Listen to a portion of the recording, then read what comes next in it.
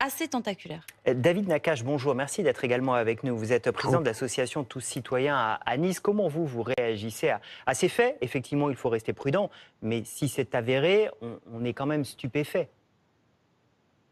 C'est extrêmement grave. Vous savez, les habitants de Nice, de la métropole et plus largement de la Côte d'Azur sont très habitués, malheureusement, à entendre parler d'affaires de corruption, de détournement de fonds, de blanchiment d'argent.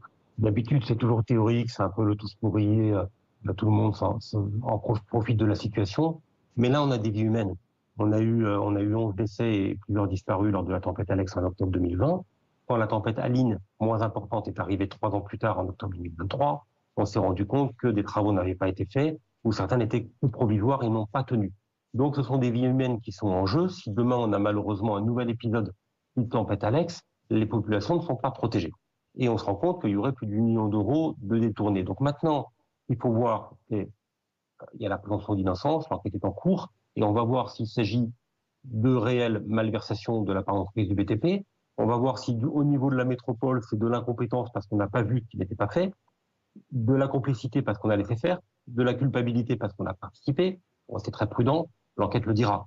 Pour l'instant, on a une enquête qui est assez courageuse, il y a eu 21 interpellations, il y a eu 3 mises en garde à vue, y compris d'élus et de hauts fonctionnaires de la métropole de Nice. La difficulté, d'une façon plus large, c'est qu'on a une dizaine d'enquêtes en cours de différents dossiers, très différents, au niveau de la métropole de Nice, on n'a toujours pas fait de la lutte contre la corruption une priorité dans l'action publique. C'est un petit peu un tabou, il ne faut pas en parler, on met ça sous le tapis. Or qu'en réalité, il faut se donner les moyens pour que ce type de malversation ne se reproduise plus.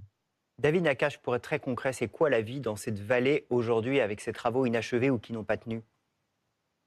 C'est une mise en danger des habitants, tout simplement. On a fait des murs en gabion, donc des blocs de pierre tenus par des fils de fer sur le côté au lieu d'avoir un enrochement naturel. Il y a des routes qui sont pas rétablies. Si on a à nouveau une tempête Alex qui arrive, on a clairement des vies en danger. Alors là, on est sur la procédure avec les millions d'euros détournés, mais ce qui est impératif, c'est que les travaux soient réalisés en dur, en définitif, et qu'on sécurise au maximum les populations.